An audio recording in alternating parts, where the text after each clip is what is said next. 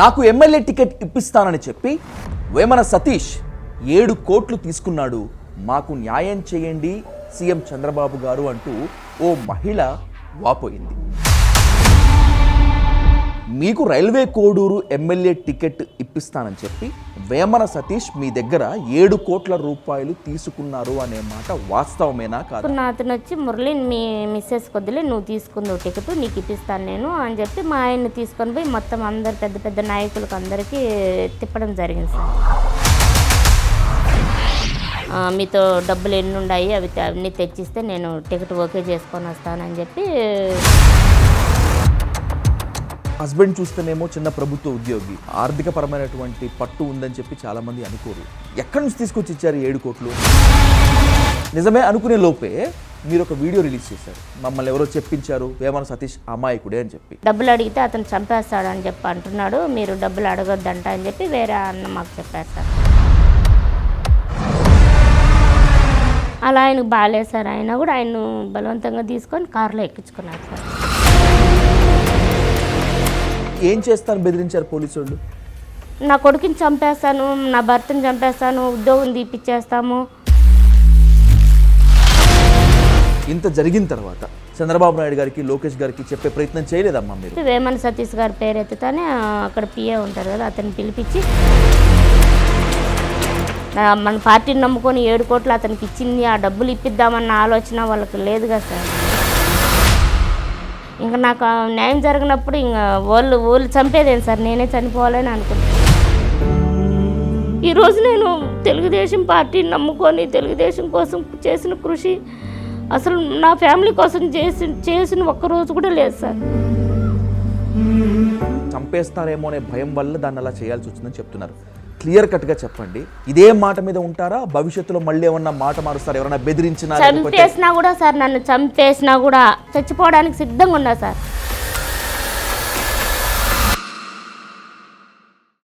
నాకు MLA ticket ఇప్పిస్తానని చెప్పి వేమన సతీష్ 7 కోట్లు తీసుకున్నాడు, నాకు ఎమ్మెల్యే టికెట్ రాలేదు, ఇచ్చిన 7 కోట్లు రాలేదు, మాకు న్యాయం చేయండి సీఎం చంద్రబాబు గారు అంటూ ఓ మహిళ వాపోయింది.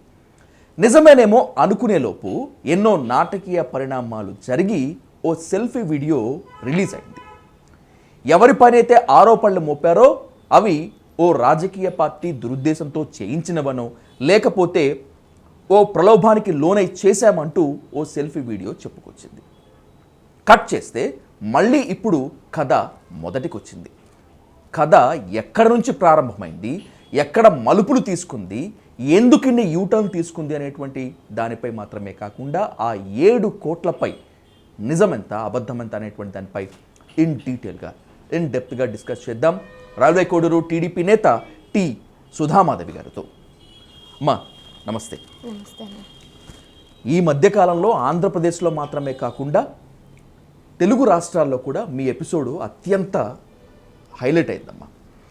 మీకు రైల్వే కోడూరు ఎమ్మెల్యే టికెట్ ఇప్పిస్తానని చెప్పి వేమన సతీష్ మీ దగ్గర 7 కోట్ల రూపాయలు తీసుకున్నారు అనే మాట వాస్తవమేనా కాదా? అసలు ఏం జరిగింది చెప్పండి. వాస్తవమే సార్. మేము వచ్చి గత 10 ఏళ్ళ ముందు నుంచి కూడా మేము రాజకీయాల్లో తెలుగుదేశం పక్క బాగా చేస్తూ ఉన్నాం సార్, అన్ని ప్రోగ్రామ్స్ కూడా. విశ్వనాథ్ నాయుడు సారు మాకు ఇన్ఛార్జిగా ఉన్నారు సార్ రైల్వే కోడూరులో. నాది రైల్వే కోడూరు, నా పేరు సుధామాధవి సార్.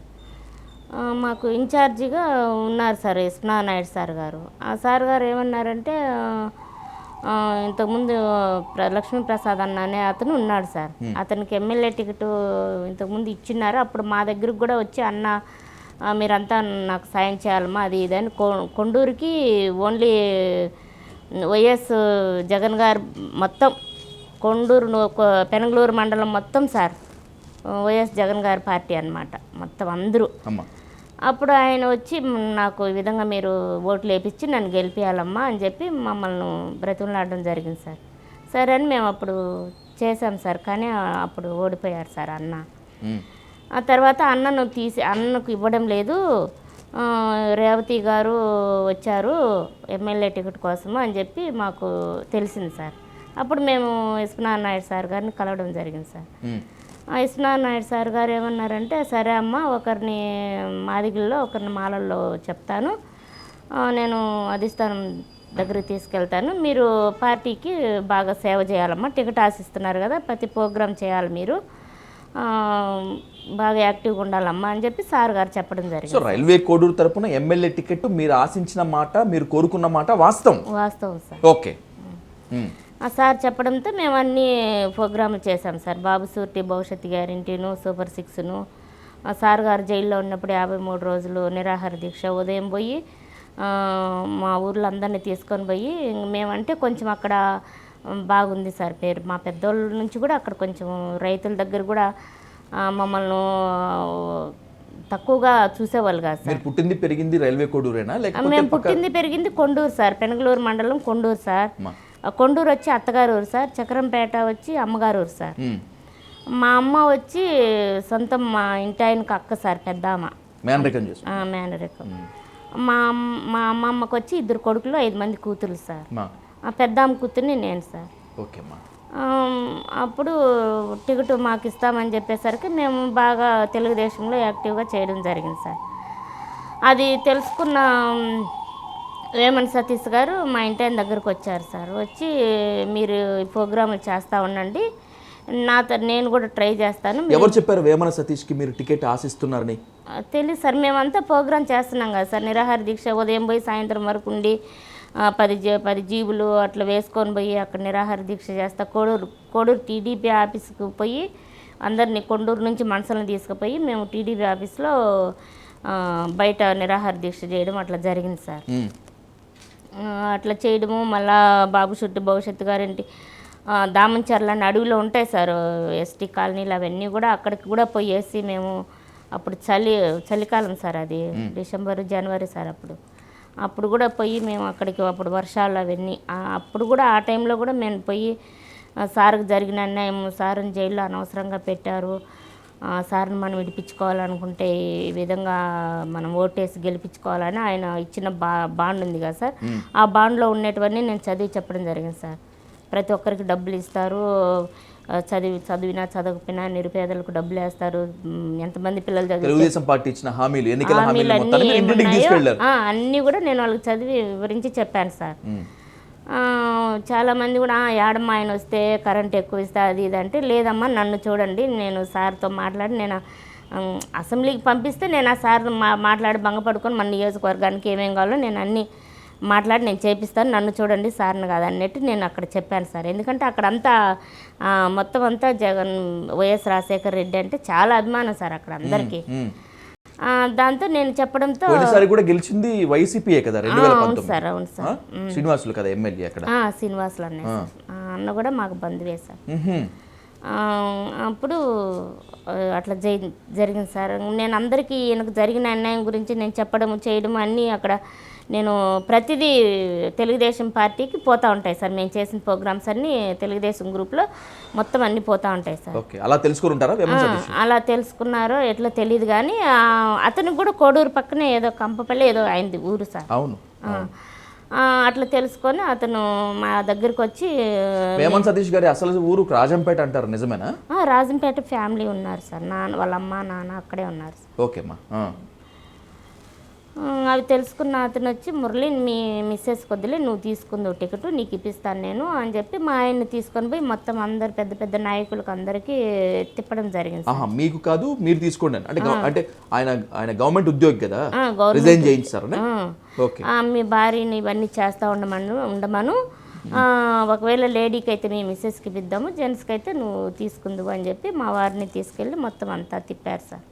ఢిల్లీకి, హైదరాబాద్కు, ఎక్కడ పెద్ద పెద్ద నాయకులు, తెలుగుదేశం నాయకులు ఎంతమంది ఉన్నారో అంతమంది దగ్గర తిప్పారు సార్. ఈయన కూడా చాలా నమ్మాడు సార్. అతను మా దగ్గర అప్పుడు మా ఇంటి మురళికి ఇవ్వాలి టికెట్, లేకపోతే మురళి భార్య అయిన మీకు ఇవ్వాలి అని, సో ఖచ్చితంగా టికెట్ మీకు ఇవ్వాలని చెప్పి ఇవ్వాలని అన్న కూడా చెప్పినారు సార్. వేమన సతీష్ కూడా ఏం చెప్పారంటే, మీరు ఎక్కువగా విశ్వనాథ నాయుడు సార్ని పట్టుకోండి, విశ్వనాథ నాయుడు సార్ని వదలొద్దు, విశ్వనాథ సార్ని ఆయనే కదా ఇన్ఛార్జ్, ఆయన్ని పట్టుకోండి, నేను కూడా ట్రై చేస్తాను, నా ద్వారా ఆయన ద్వారా ఇద్దరం కలిస్తే మీకు తప్ప ఎవరికి రాదు టికెట్ అన్నట్టు మాకు చాలా నమ్మకంగా చెప్పారు సార్. ఇంక సరే మాకే వస్తుంది కదా టికెట్ అనే ఉద్దేశంతో మేము ఇంకా చాలా యాక్టివ్గా చేస్తూ ఉన్నాను సార్. మా వారు ఆయన వెంట తిరుగుతూ ఉన్నాడు, ఆయన వెంట పెట్టుకొని తిరుగుతున్నాడు. నేను అక్కడ లోకల్లో ఎన్నికలకి ఒక సంవత్సరం ముందు నుంచే ఈ తతంగం అంతా జరిగిందా? 7-8 నెలల ముందు నుంచి సార్. అట్లా నేను అక్కడ ప్రోగ్రామ్ చేయడం జరిగింది సార్. మా అన్నదమ్ములు అందరినీ తోడుకొని పోయి నా వెంట వాళ్ళని తిప్పుకుంటూ అక్కడంతా ప్రోగ్రామ్ చేయడం జరిగింది సార్. తెలుసుకున్న తర్వాత ఇంకా మీ దగ్గర ఇంకా లాస్ట్ ఇంకా టికెట్ ఓకే అవుతుంది అనగా అప్పుడు ఆయన మా ఆయన పేరు పేపర్లో వేపించడము, మీతో డబ్బులు ఎన్ని ఉన్నాయి అన్నీ తెచ్చిస్తే నేను టికెట్ ఓకే చేసుకొని వస్తానని చెప్పి మురళీ కన్నబాబు వాళ్ళ ఇంట్లో ఏదో ఫంక్షన్ జరుగుతూ ఉండిందంట సార్. అప్పుడు మాకు పొద్దున్న హడావుడిగా అసలు చీకటిగా ఉన్నప్పుడు సార్, ఎందుకంటే అప్పుడు ఎలక్షన్ టైం కాబట్టి డబ్బులు తీసుకుపోవడం రావడము పోలీసు వాళ్ళు ఇది చేస్తారనే ఉద్దేశంతో హడావుడిగా మమ్మల్ని తొందర పెట్టారు సార్. హడావుడి చేసేసి ఇంక అప్పుడు నేను నా కొడుకు, వాడి పేరు నేను అందుకని చెప్పలేదు సార్, వాడు చదువుకుంటున్నాడు కదా. నేను మా ఇంటి అయినా మా అబ్బాయి పోయి డబ్బులు మొత్తం అన్నకి ఇచ్చేసాం సార్ ఉదయాన్నే. 7 కోట్లు ఒక్కసారే ఇచ్చారా? లేదు సార్, 1.5 కోటి వాళ్ళ బినామీ వచ్చింటే అతనితో ఇచ్చాం సార్. మళ్ళా 50 లక్షలు వచ్చి అకౌంట్లో వేసాం సార్. ఎవరిదో భూమి కొంటా ఉంటే అన్న వేమన సతీష్ గారు ఎవరిదో భూమి కొంటా ఉంటే దానికి టోకెన్ అడ్వాన్స్గా మాతో డబ్బులు ఇప్పించారు సార్. మళ్ళీ మేమే స్వయంగా 5 కోట్లు ఎత్తిపోయి వాళ్ళకి ఆయనకి ఇచ్చేసాం సార్. ఇచ్చేసాము. ఆ తర్వాత ఇంకా పొత్తులో భాగంగా విశ్వనాథ్ నాయుడు సార్కి ఇన్ఛార్జ్ ఇచ్చారు సార్. అప్పుడు కూడా అన్న ఏం చెప్పిన అంటే విశ్వనాథ్ నాయుడు సార్ రూపానంద రెడ్డి గారికి ఇన్ఛార్జ్ ఇచ్చారు సార్. విశ్వనాథ్ నాయుడికి తీసేసి రూపానంద రెడ్డికి ఇచ్చారు సార్. అప్పుడు కూడా వేమన సతీష్ గారు ఏం చెప్పారంటే రూపానంద రెడ్డి అయితే ఇంకా నా మాట బాగింటాడు కాబట్టి కన్ఫామ్గా నీకే మురళి టికెట్ అని చెప్పారు సార్ నా మొబైల్ గారు సార్. సరే మాకే వస్తుంది కదా అనే ఉద్దేశంతో ఉన్నాం సార్. మళ్ళీ మాకు రాకుండా ఎప్పుడైతే టికెట్ మాకు రాలేదో అప్పుడు మేము అన్నను డబ్బులు అడగడం జరిగింది సార్. అన్న ఏమన్నారంటే ఇక్కడ ఒక చిన్న క్లారిటీ కావాలి. చెప్పండి సార్. మీ హస్బెండ్ చూస్తేనేమో చిన్న ప్రభుత్వ ఉద్యోగి. అవును సార్. మీరు పార్టీలో తిరుగుతారు కానీ మీకంత ఆర్థికపరమైనటువంటి పట్టు ఉందని చెప్పి చాలామంది అనుకోరు. ఎక్కడి నుంచి తీసుకొచ్చి ఇచ్చారు 7 కోట్లు? అప్పులు చేశారా లేకపోతే? అప్పు చేసాం సార్, కొంచెం అప్పు చేసాం, రైతుల దగ్గర అప్పు చేసాం సార్. కొంచెం మా అమ్మమ్మ వాళ్ళు అదే మా ఇంటి వాళ్ళ అమ్మ వాళ్ళు సంపాదించిన ఆస్తుని సార్ అప్పుడు తక్కువ కొనుక్కుంటారు కదా సార్, 10 రూపాయలకు 100 రూపాయలకు అప్పుడు చాలా తక్కువగా సార్ భూములు తీసుకునే. అప్పుడు పెద్దోళ్ళ కాలం మేము పుట్టినాము అప్పుడు తీసుకొని వాళ్ళు డెవలప్ చేసుకొని బోర్లు వేసి బాయిలు తవ్వి నీళ్ళు బట్టి చెట్లు వేసి బాగా పెద్ద మామిడి తోట చేశారు సార్ వాళ్ళు. ఇంకా అదే మామిడి తోట చేసుకున్న వరి పండించుకుంటూ శనగ వేసుకుంటూ వాళ్ళు చాలా బాగా కష్టజీవులు సార్ వాళ్ళు. మేము దాన్ని పోకుండా రాకుండా మేము దాన్ని వాళ్ళ తరం అయిపోయిన తర్వాత మేము దాన్ని కాపాడుకుంటూ బనానా అవన్నీ వేయడము అవంతా నేను ఉండి సేద్యం చేపిస్తూ అట్లా ఉన్నాం సార్. మళ్ళీ మా వారికి ట్రాన్స్ఫర్ వచ్చేసేసరికి ఇంకా మళ్ళీ మేము సేద్యం చేయడం సాలి చేసినాం సార్. అట్లా మేము ఆ భూములన్నీ ఉన్నాయి సార్. అవన్నీ ఒక్కొక్కటి ఇంతకుముందు కూడా జగన్ రాజకీయంలో ఉన్నప్పుడు కూడా మేము పవన్ కళ్యాణ్ దగ్గరికి పోయినాం సార్. మాకు టికెట్ ఇమ్మన్నప్పుడు లేడీ ఒక భార్యాభర్తలు 2 ఉన్నారు సార్. అక్కడ కూడా మేము ఆయనతో సార్తో ఫోటో దిగాము. అక్కడ కూడా మేము చెప్పాము సార్ మాకు టికెట్ ఇవ్వండి మేము అక్కడ గెలుస్తామని చెప్పి. అప్పటి నుంచి మాకు ఇంట్రెస్ట్గా ఉంది సార్, ఎలక్షన్లోకి పోవాలా, ఎమ్మెల్యే కావాలా, ప్రజలకు ఏదో చేయాలా అనే ఆశతో ఉన్నాం సార్. అప్పటి నుంచి మేము ఒక్కొక్క భూమి అమ్ముకుంటూ డబ్బు పోగు చేసుకున్నాం సార్. బ్యాంకులో ఉంటే ఉద్యోగస్తులుగా సార్ కొంచెం ప్రాబ్లం అవుద్దని మేము క్యాషే తీసుకున్నాం సార్ చేతికి. భూములు అమ్మినప్పుడు అమ్ముకున్నా కూడా మీరు అప్పు తీసుకున్నా క్యాషే తీసుకోలేదు సార్.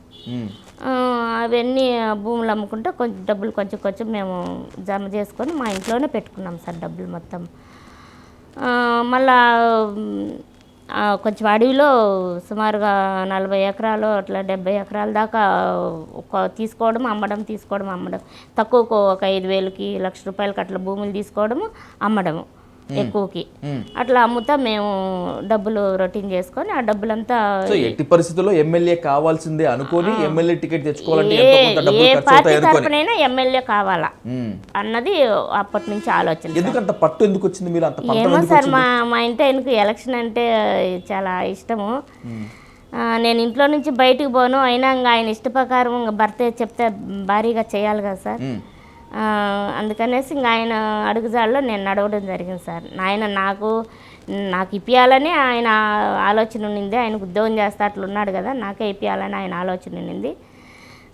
ఇంకా ఆయన ఇష్ట ప్రకారం నేను అలాగే చేద్దామని అనుకున్నాను సార్. అది కూడా ప్రజలకు సేవ చేసే అవకాశం వస్తుంది అన్న ఆలోచన కూడా సార్. అంటే మనం సంపాదించేది పెట్టాలంటే ప్రజలకు పెట్టలేం కదా సార్. చాలా పూర్ సార్, మా ఊరు మొత్తం చాలా పూర్ సార్.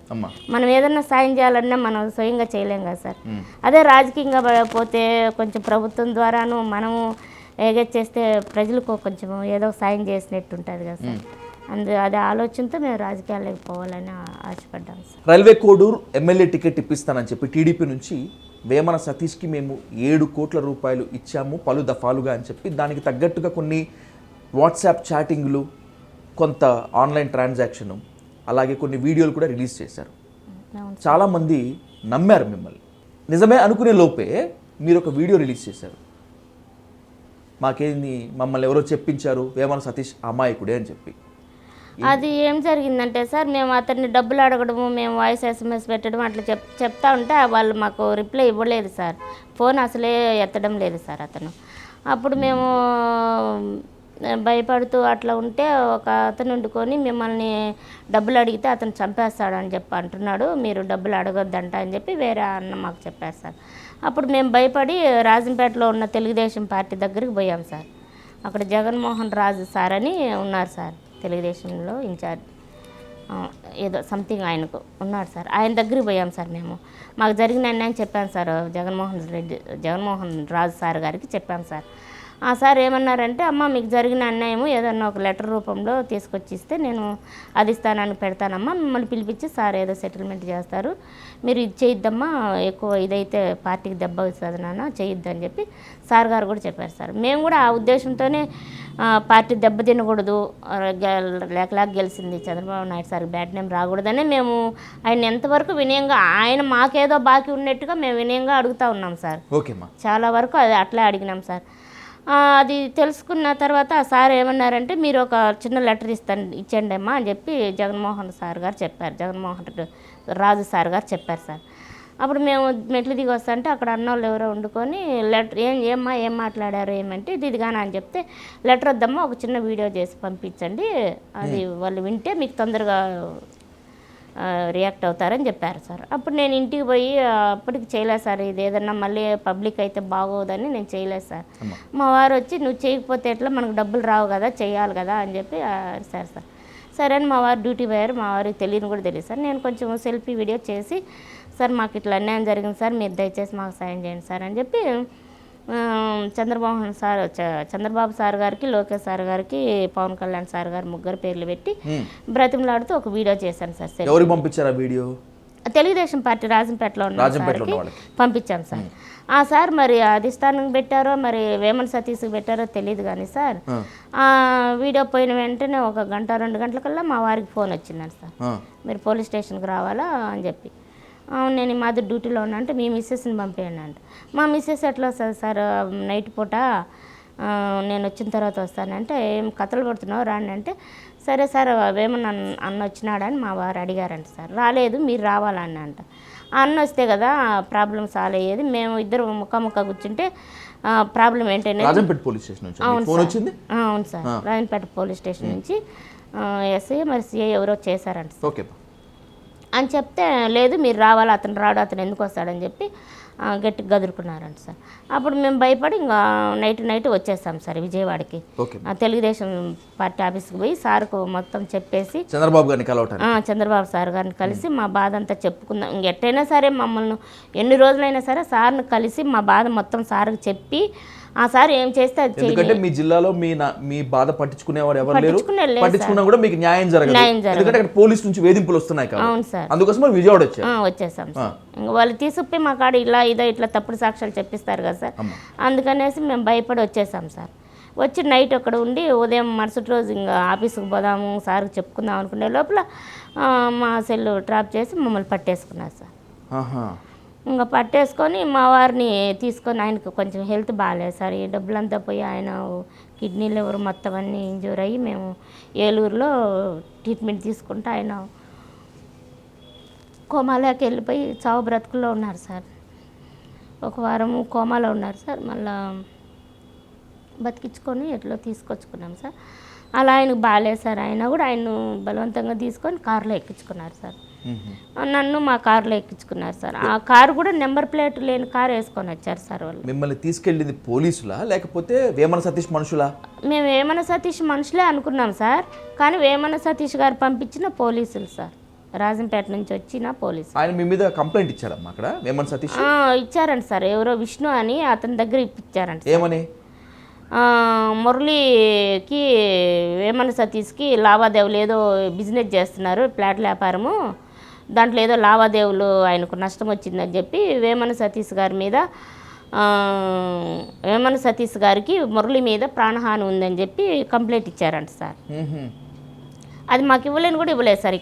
అక్కడికి తీసుకొని పోయి మమ్మల్ని మాకు కంప్లైంట్ ఈ మాదిరి ఇచ్చారని మాకు నోటీస్ ఇవ్వలే, ఏమి ఇవ్వలేదు, మమ్మల్ని పట్టేసి తీసుకెళ్లారు సార్. తీసుకెళ్ళిన తర్వాత మమ్మల్ని ఇంకా అట్లే ఇంకా నేరుగా మదనపల్లికి తీసుకెళ్లారు సార్. రాజంపేట దాకా నాతో పాటు లేడీ వచ్చింది సార్, ఇన్స్పెక్టర్. ఆమె ఓబులారిపల్లి ట్రైనింగ్ ఇన్స్పెక్టర్ అండి సార్. ఆమె వచ్చినారు సార్. రాజంపేటలో దిగిపోయినారు సార్. అప్పుడు 10-11 అట్లా అయింది సార్ నైటు. అప్పుడు నేను ఒక్కదాన్నే, లేడీ పోలీస్ ఎవరు లేరు సార్. అక్కడ ఎస్ఐ దిగేశారు, సిఐ ఎక్కాడు సార్ రాజంపేటలో. అవును, సిఐ మమ్మల్ని తీసుకొని నేరుగా మదనపల్లికి తీసుకెళ్లారు సార్. మదనపల్లికి తీసుకుపోయి అక్కడే రూమ్లో పెట్టేశారు సార్ మమ్మల్ని. అవును, పొద్దున్నే మిమ్మల్ని నేను ఎంత వదిలిపెట్టాలనుకున్నా, మీరు ఇట్లా చేసినారు అట్లా చేసినారు, నేను ఫోన్ చేసినప్పుడు వచ్చింటే నేను వదిలిపెట్టేదాన్ని, అది ఇదని ఏదేదో చెప్పినాడు సార్ అతని. నాగార్జున అంట sir. Rajampet CI Rajampet CI Nagarjuna అని చెప్తే, సరేలేండి సార్, ఇప్పుడు మాకు ఇచ్చిన డబ్బులు తీసుకుని అతను కాదు సార్. అతనేమో ఏసీలో పనుకుంటే మమ్మల్ని ఎందుకు సార్ ఈ విధంగా చేయడం అంటే, మాకు ప్రెజర్ ఉందమ్మా, మేము చేయాలి కదా, మా డ్యూటీలు మేము చేయాలి కదా అన్నారు సార్. ఎవరు చెప్పారంటే ప్రెజర్ అంటే? ఆయన ప్రవీణ్ సార్ చెప్పారంట సార్. ఎవరు? డిఐజీ ప్రవీణ్. ముందు కూడా మమ్మల్ని అట్లా బ్లాక్మెయిల్ చేశారు. ఏం తమాషలు పడుతున్నారో మీరు, మాకు మా మామ ఉన్నాడు డిఐజీ ప్రవీణ్, ఏం చేసుకుంటారు వాళ్ళ చేత ఏమవుద్ది, వాళ్ళతో ఏమున్నాయి సాక్ష్యాలు, అది ఇది అని చెప్పి వేరే అతనితో అన్నాడని చెప్పి మాకు తెలిసి మేము భయపడి మళ్ళా ఆడిపోయి మొత్తం ఇంకా ఈ స్టార్ట్. డిఐజీ కోయా ప్రవీణ్ వేమన సతీష్కి మామ అవుతారా? మామ అవుతారు సార్. మాకు తెలియదు సార్, అవన్నీ వివరాలు మాకు తెలీదు, వాళ్ళు చెప్పింది సార్. అప్పుడు మేము అక్కడికి తీసుకుపోయి మమ్మల్ని ఫోన్లో మాట్లాడి తిట్టి నాన్న బూతులు మాట్లాడేసి మాతో వీడియో చేయించుకున్నారు సార్. మా పిల్లోడు ఎక్కడున్నాడు, నేను కదన్న వీడియో మాట్లాడింది సార్, నేను మాట్లాడినాను సార్ నా కొడుకుని, మా ఆయన్ని ఏం చేయదు సార్, ఆయనకి హెల్త్ బాగాలేదు, నేను మాట్లాడినా కాబట్టి నన్ను ఏదన్నా చేయండి సార్ అని చెప్పి కన్నీళ్ళు పెట్టి చాలా వరకు ప్రయాసపడినా సార్, వాళ్ళతో బ్రతుకులన్నా సార్. అంటే బెదిరించారు పోలీసు వాళ్ళు, నా కొడుకుని చంపేస్తాను, నా భర్తను చంపేస్తాను, ఉద్యోగం తీపిచ్చేస్తాము, 7 కోట్లు ఇచ్చినా అని చెప్తావు నువ్వేమని సతీష్. రాజంపేట పోలీసులే, నాగరాజన్ వాళ్ళేనా? అవును సార్. అట్లా మాట్లాడి మళ్ళీ ఆయన ఫోన్లో నుంచే నాకు వేమన సతీష్ గారు, ఆయన ప్రవీణ్ గారు ఇద్దరు ఫోన్ చేసి నాతో మాట్లాడినారు సార్. క్యాస్ట్ ఎత్తి బూతులు మాట్లాడి. ఎవరు? డిఐజీ కోయా ప్రవీణ్ కూడా మీతో మాట్లాడినారు సార్. ఆయన మళ్ళీ ఎవరో వీడికి వేరే వాళ్ళని పంపించి, సార్ మాట్లాడలేదు, సార్లాగా ఎవరో మాట్లాడింటారు అని వాళ్ళు చెప్తున్నారు సార్. ఊరికి అట్లా ఇడికి వచ్చి వేరే వాళ్ళు అట్లా చెప్తున్నారు. ఆయన మాత్రం నేను అదే ప్రవీణ్ వేమన సతీష్ మీద చెప్తావా, ఏమనుకుంటున్నావు వేమన సతీష్ అంటే, ఏం కథలు పడుతున్నారా, అట్లా షూట్ చేసేస్తాను, అది ఇది మీకు అడిగే దిక్కు లేదని ఏదేదో ఫోన్లో మాట్లాడారా? ఫోన్లోనే ఏమో సార్, ఆయన ఇచ్చారు నాగార్జున సార్ గారు ఫోన్, ఏదో మాట్లాడని ఆయన సెల్లుకే ఫోన్ చేశారు సార్. మా సెల్లు మొత్తం ఈడే లాగేసుకున్నారు సార్. పార్టీ ఆఫీస్కి ఎదురుగానే మా ఫోన్లు మొత్తం లాగేసుకున్నారు. నా పిల్లలు కూడా వాళ్ళతోనే ఉండారనే భ్రమలోనే ఉన్నాం సార్, లేకుంటే మేము అసలు వీడియో కూడా మాట్లాడేవాళ్ళం కాదు సార్. ఏమని చెప్పమన్నారమ్మా మీ వీడియోలో? ఏమని చెప్పమన్నారు? వేమన సతీష్ మాకు 7 కోట్లు ఇవ్వలేదు, వేమన సతీష్ వాళ్ళ బినామీ ఉన్నాడు కదా చంద్రబాబు, ఏదో చంద్రబాబు సార్ అతని పేరు, చంద్రబాబు, దుగ్గిన చంద్రబాబు, అతను ఇచ్చినాడని చెప్పి చెప్పండి, ఆయనకి మీరు ఇచ్చారని చెప్పాలి. వేమన సతీష్ గారి మీద పేరు మాట చెప్పి అతను తీసుకున్నాడు డబ్బులు అని చెప్పి చెప్పండి. వేమన సతీష్ గారు మీ డబ్బులు కట్టేస్తాడు, మొత్తం కానీ అతని పేరు చెప్పండి, వీడియోలో ఇతని పేరు చెప్పొద్దు, ఆయనకి బ్యాడ్ నేమ్ వస్తుంది అని చెప్పి మాతో ఆయన చెప్పి బెదిరించి మాతో చేయించుకున్నాడు సార్. చేయించుకున్న తర్వాత ఇంకా వదలలేదు సార్ మమ్మల్ని. మా పిల్లలు వచ్చి ఆమెను మా అమ్మ మా నాన్న రాలేదు అని చెప్పి పాప తెలుగుదేశం పార్టీకి ఫోన్ చేసిందంట సార్. వీడియో ముందుకు పోతాను నేను, సార్ని పిలిపించి మా అమ్మ మా నాన్నని మా దగ్గర కిడ్నాప్ చేశారు సార్, ఎవరు చేశారో తెలియదు, నేను వీడియో ముందుకు పోయి ఫోన్ వీడియో వాయిస్ ఇస్తానని చెప్పి మా పాప అనేసరికి అప్పుడు ఆయన మీడియాతో మాట్లాడతానని చెప్పి వాయిస్ ఇస్తానని చెప్పి చెప్పిందంట సార్.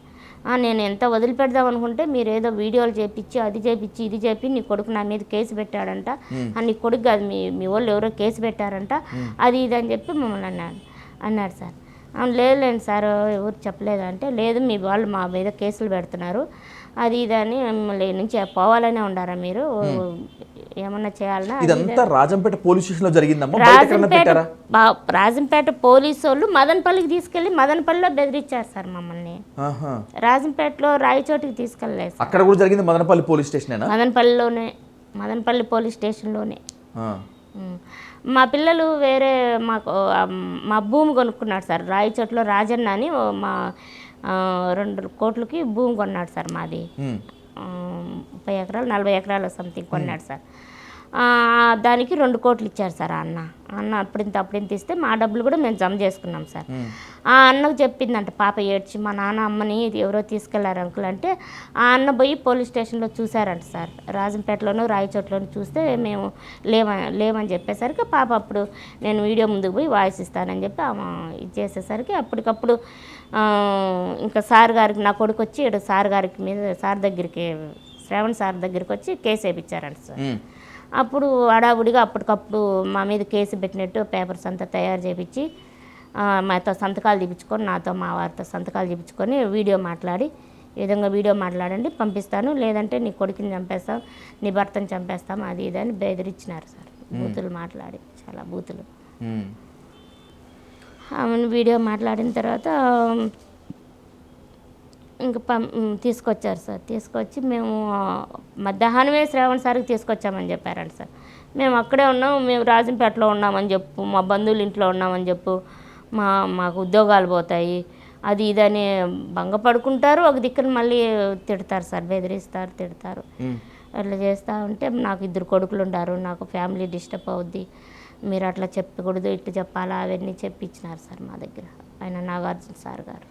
ఇంత జరిగిన తర్వాత మీరు వీడియో రిలీజ్ చేసిన తర్వాత మరి ఇలా జరిగింది, ఇలా బెదిరించారు, చంపుతామని చెప్పి నా ఫ్యామిలీని మొత్తాన్ని ఇబ్బంది పెడుతున్నారు, నా డబ్బులు తీసుకోవటం మాత్రమే కాకుండా ఇవంతా చంద్రబాబు నాయుడు గారికి, లోకేష్ గారికి చెప్పే ప్రయత్నం చేయలేదమ్మా మీరు? మాకు అపాయింట్మెంట్ దొరకలేదు. చాలా వరకు అడిగాను సార్. జగన్మోహన్ రావు సార్ గారిని అడిగాము, మాకు అపాయింట్మెంట్ తీసింది సార్ అని. ఇస్మాన్ నాయుడు సార్ని అడిగాము, అందరిని అడిగాం సార్. చాలా వరకు ఎవరు దగ్గర కంటే వాళ్ళ దగ్గరికి పోయి అడిగాం సార్. ఆ టీడీపీ ఆఫీసుకు పోయి ఆయన టీడీ జనార్దన్ సార్ ఉన్నారు కదా సార్, ఆ సార్ని అడిగాము, రాజేంద్ర ప్రసాద్ సార్ గారిని అడిగాము, రాంబాబు సార్ గారిని అడిగాము, కుమారస్వామి ఎవరో సార్ని అందరిని అడిగాం సార్. ఆ సార్ కూడా ఏమన్నారంటే, అది అడగడం కూడా ఎప్పుడో సంవత్సరం ముందు సార్. అప్పటి నుంచి మేము తెలుగుదేశం చుట్టూ తిరుగుతూనే ఉన్నాం సార్ సార్ని కలవాలని. అయినా అవకాశం రాలేదు సార్. ఆ సార్ కూడా మంచితనంగా ఇప్పించుకోండి అమ్మా, ఇస్తారులే అని చెప్పి అన్నారు సార్ వాళ్ళు. మళ్ళా ప్రజా దర్బార్కి కూడా పోయాం సార్. లోకేష్ గారు ప్రజా దర్బార్కి లోకేష్ సార్ దగ్గర పోయినాం సార్. పోయి ఇట్లా జరిగింది సార్ అంటే, అవునా అని చెప్పి వేమన సతీష్ గారి పేరు ఎత్తుతానే అక్కడ పిఏ ఉంటారు కదా, అతన్ని పిలిపించి వీళ్ళ విషయం ఏదో చూడండి అని చెప్పి మమ్మల్ని పంపించారు సార్ అక్కడ. ఎవరు, నారా లోకేష్ గారా లేకపోతే వేరే వాళ్ళ? నారా లోకేష్ గారే పిఏని పిలిపించి మేము ఆ మాట చెప్పినాము ఇట్లా అంటే, సరేలేమ్మా చూద్దామని చెప్పి పిఏ గారిని పిలిపించి పిఏ మా విషయం గురించి ఆయనకు అంతా చెప్పినాం సార్. ఇది ఎప్పుడు జరిగింది నారా లోకేష్ గారిని కలిసింది? అది సీనియర్ ఎన్టీ గారిది సినీ ఉత్సవం జరిగింది కదా సార్, పోరంకిలో. దానికి 2 రోజుల ముందు లోకేష్ సార్ని కలిసాం సార్. మళ్ళీ ఆయన కలిసిన తర్వాత కూడా ఇక్కడే ఉన్నాం సార్. ఇంకా చంద్రబాబు నాయుడు సార్ని కలిసి ఆయనకు చెప్పుకోవాల విషయం అని చెప్పి ఇక్కడే ఉన్నాము. మళ్ళీ అక్కడికి పలానా చాట్ ఇట్లా జరుగుతుందని టీటీ జనార్దన్ సార్ మాకు చెప్పారు సార్, అక్కడికి రండి అమ్మా, అక్కడ ఇది జరుగుతుంది ప్రోగ్రామ్, మీరు రావాలందరూ అంటే సరే సార్ అని ఆ సార్ పిలిచలేకపోయినాం సార్. పోయి అప్పుడు లక్కీగా చంద్రబాబు నాయుడు సార్ గారు కూడా ఉన్నారు కదా, అతనికి సార్కి కూడా చెప్పుకుందామనే ఉద్దేశంతో ఆ ఫైల్ కూడా తీసుకెళ్ళాం సార్. అక్కడ నేను పోయేదానికి ఆస్కారం లేదు సార్, ఆ జనాలు అంతా ఎక్కువ ఉన్నారు. అప్పుడు మా వారు నా మనవడు పోయి సార్కు ఫైల్ వేయడం జరిగింది సార్, చంద్రబాబు నాయుడు సార్ గారికి. ఈయన పవన్ కళ్యాణ్ సార్ గారిని మాత్రం కలవలేదు సార్. సార్ని కలిసింటే ఏమన్నా జరిగిండేమో ఆయన ఏం చేస్తారు, ఆయన పార్టీ కాదు కదా, టికెట్ ఇప్పిస్తారన్నది జనసేన నుంచి కాదు కదా, అంటే డిప్యూటీ సీఎం కాబట్టి ఆయన చెప్తే సారు ఏమన్నా అప్పుడు కూడా సార్ చెప్పినారు కదా సార్, చంద్రబాబు నాయుడు సార్ కానీ లోకేష్ సార్ గారు కానీ పవన్ కళ్యాణ్ సార్ గారు కానీ ముగ్గురు కూడా ఏం చెప్పినారంటే ఎవరికైనా అన్యాయం జరిగితే లాస్ట్కి నా నుంచి అయినా అన్యాయం జరిగితే చొక్కాలో చేసి నిలబెట్టి అడిగే రైట్స్ మీకున్నాయి, ఎందుకంటే మీరంతా మమ్మల్ని ఓట్లేసి గెలిపించినారు కాబట్టి ఆడబిడ్డలకి అన్యాయం జరగనివ్వని నేను చెప్పి ఆ ముగ్గురు చెప్పారు కదా సార్. అందుకని ఆ సార్కు తెలిస్తే ఏమన్నా ఆడబిడ్డలకు అన్యాయం చేయకుండా ఏదన్నా చేసిండేమో అని నా చిన్న ఆలోచన అంతే. ఇప్పటిదాకా జరిగింది ఒక ఎత్తు, ఇక ముందు జరగబోయేది ఒక ఎత్తు. ఇప్పటికే చాలా అవమానాలు ఎదుర్కొన్నారు, మీ ప్రాణాలకు కూడా ముప్పు ఉంది కదా. ఇప్పటికైనా చంద్రబాబు నాయుడు గారికి, లోకేష్ గారికి, పవన్ కళ్యాణ్ గారికి ఈ ఇంటర్వ్యూ ద్వారా ఏం చెప్పుకోవాలనుకుంటున్నారు, ఏం చెప్తారు? ఇంతకుముందు వాళ్ళ నోటీసుకు పోలేదేమో, పోతే నాకు ఏదైనా న్యాయం జరిగిండేమో అని ఆశ ఉన్నింది సార్. ఇంకా వాళ్ళు నోటీసుకు పోలేదంటే నేను నమ్మను సార్. ఎందుకంటే ఇంత ఇష్యూ జరుగుతా ఉన్నా కూడా వాళ్ళు ఒక ఆడబిడ్డకు, ఒక దళితురాలికి అన్యాయం జరిగిందా అన్న ఆలోచన ఒక్కరిలో కూడా లేదు సార్.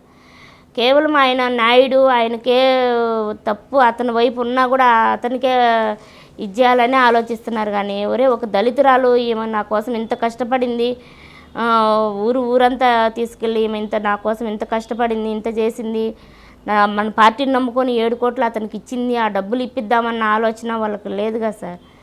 ఇంకా కాబట్టి ఇంక నేను చూస్తాను సార్, వాళ్ళ నోటీసుకు పోయేంతవరకు పోరాడతా. ఇంకా నాకు న్యాయం జరిగినప్పుడు ఇంకా వాళ్ళు చంపేదేం సార్, నేనే చనిపోవాలని అనుకుంటున్నాను. అలాంటి పిచ్చి పనులు ఎందుకమ్మా చేయటం? మీరు ఇంకా తప్పదు కదా సార్, డబ్బులు పోగొట్టుకొని. అసలు సార్ నేను ఇంట్లో నుంచి కావాలంటే కోడూరు నియోజకవర్గం వెళ్ళి చూడండి సార్, మా నాన్నకు నేను ఒకే కూతుర్ని సార్, 3 అన్నదమ్ములు సార్. ఇంట్లో నుంచి బయటకు పోకుండా సాక్కున్నారు సార్ మా నాన్న కానీ మా భర్త కానీ. ఈరోజు నేను తెలుగుదేశం పార్టీని నమ్ముకొని తెలుగుదేశం కోసం చేసిన కృషి అసలు నా ఫ్యామిలీ కోసం చేసిన ఒక్కరోజు కూడా లేదు సార్. ఇంత కష్టపడి ఇంత బగిసనం చేసుకొని మా డబ్బులు మేము అడిగితే మమ్మల్ని కిడ్నాపులు చేస్తూ, కేసులు పెడుతూ, అవమానంగా ప్రతి ఒక్కరికాడ తిట్టించుకుంటూ వీడియో ముందుకు రావడం అంటే నాకు తల తీసేసినట్టు అయిపోతుంది సార్. అసలు వీడియో ముందుకు పోయి పబ్లిక్లోకి నేను వచ్చి మాదిరి మాట్లాడుతున్నాను అంటే నాకే చాలా చిన్నతనంగా ఉంది సార్. అసలు ఎట్లుందంటే అది ఏదో నేనే ఏదో ఒక వీడియో ముందర ఏదో చేయకూడదు తప్పు చేసేది అంటే ఏదో ఒక వికారాలు చేస్తూ ఉన్నంత ఫీలింగ్ ఉంది సార్ నాలో. నేను అసలు వీడియో ముందుకు రావడమే నేను చేసే ఒక పెద్ద తప్పు. రాలేని స్థితిలో కూడా నేను వచ్చినానంటే నా ఫ్యామిలీకి ఎంత అన్యాయం జరిగిందో ఒకసారి ప్రతి మనిషి ఆలోచించాలి కదా సార్. వేమన సతీష్ మీ దగ్గర 7 కోట్ల రూపాయలు తీసుకున్నారని చెప్పి మీరు చెప్పారు, ప్రెస్ మీట్ పెట్టారు, తగిన ఆధారాలు కూడా చూపించారు.